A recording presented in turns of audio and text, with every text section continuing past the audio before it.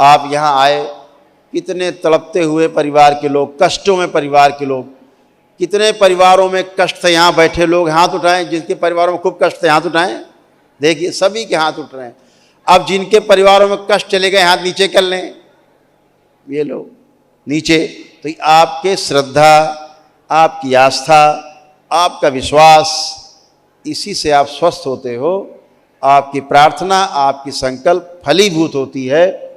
इसलिए दरबार ने ये निर्णय लिया है कि जो पदयात्राएं बंद हो गई थी, कुछ लोगों के घरों में कष्ट हैं, उनको वनडे का पुण्य चाहिए, धन भी उनके पास नहीं कि खर्चा कर सकें, तो बिना धन खर्चा किए उन्हें पुण्य मिल सकें, वो और उनके परिवार के लोग स्वस्थ हो सकें, तो उन लोगों के लिए पदयात्रा खोली जा रही है। 26 फरवरी से पदयात्राएं और दंडवत यात्रा खोली जा रही है।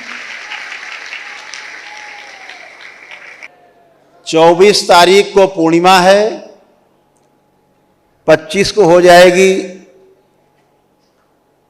दीक्षा, और 26 तारीख से यानी 26 फरवरी से दरबार जो अभी तक बंद की गई थी पद यात्रा और दंडवत यात्रा, वो शुरू करने की अनुमति बाबा माँ की ओर से आप सबको प्रदान हो गई है।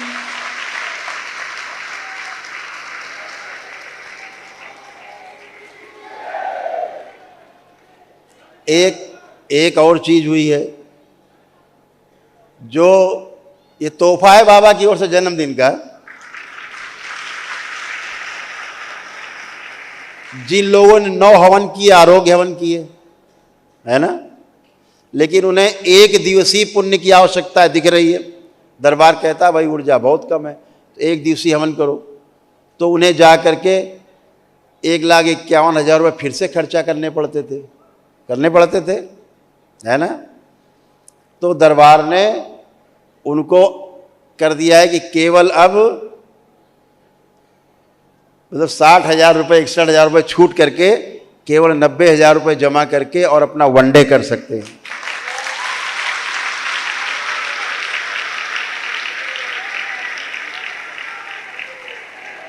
ये उनके लिए है जो दीक्षित हैं, 9 हवन करके, 9 हवन आरोग्य हवन करके दरबार से दीक्षित हैं, उनके लिए मंत्र दीक्षा ले चुके हैं, उनके लिए है, ये ध्यान रखें।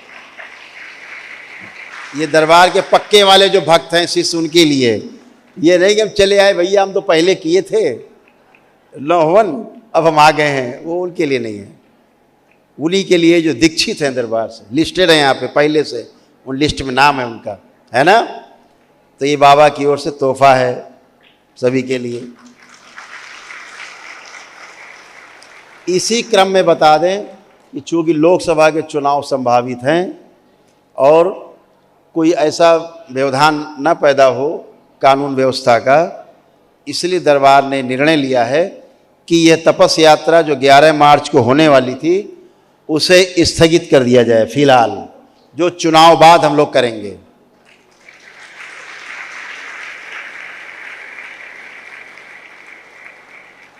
तो 2 कारणों से, एक तो नंदी बाबा भी तैयार नहीं हो पाए पूरे से, दूसरा लोकसभा चुनावों के कारण भी कोई अनहोनी ऐसी ना हो जो दाग धब्बा बने चुनाव में, कानून व्यवस्था का मुद्दा बने। क्योंकि हम लोग 20-25 हज़ार भक्त हैं, दरबार के शिष्य हैं, इतना बड़ा रैला और पदयात्रा करेगा, और 11 दिन चलेगा, कानपुर से और काशी तक जगह जगह रुकना है, जगह जगह व्यवस्था करनी है। सब व्यवस्था तो तैयार है, लेकिन इस बात को ध्यान रखते हुए कि कानून व्यवस्था के कोई हम लोग कारण ना बने, इसलिए हम लोग अगली तिथि बाद में आपस में चर्चा करके तय करेंगे कि तपस यात्रा चुनाव के बाद कब होगी।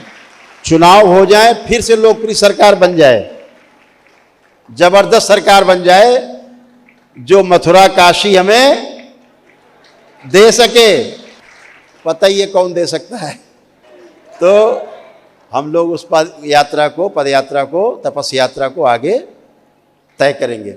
एक तो ये, तो 26 फरवरी से, ये 26 तारीख आने वाली है, इससे अब एक चीज केवल रहेगी, इस बात को ध्यान से सुन लें, जो लोग घर बैठ के सुन रहे हैं वो भी, कि पद यात्रा जैसे पहले होते थे, आते थे, 2 जगह से पद यात्रा होगी, तीसरी जगह से पद यात्रा मान्य नहीं होगी, ध्यान रखें। सिर्फ 2 स्थान दरबार ने नए नियम बनाए, ध्यान से सुने। पहला, या तो श्री काशी विश्वनाथ धाम से भगवान भोलेनाथ को जलाभिषेक करके, जो भी आपकी सामर्थ्य है, जलाभिषेक करके, रुद्राभिषेक करके, वहाँ माँ अन्नपूर्णा का अंदर मंदिर है, उनके दर्शन करके, पूजा अर्चना करके और जल लेकर के वहाँ से आप श्री करौली शंकर महादेव धाम कानपुर के लिए प्रस्थान कर सकते हैं किसी भी दिन, आपने ग्रुप के साथ।